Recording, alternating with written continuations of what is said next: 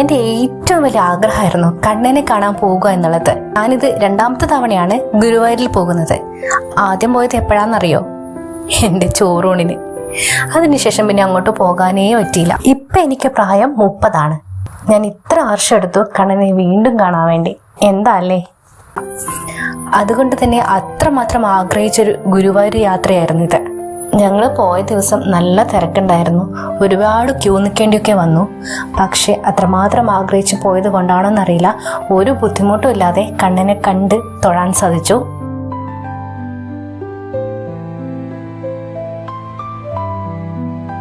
അമ്പലത്തിൻ്റെ അടുത്ത് തന്നെ നല്ലൊരു റൂമും കിട്ടി.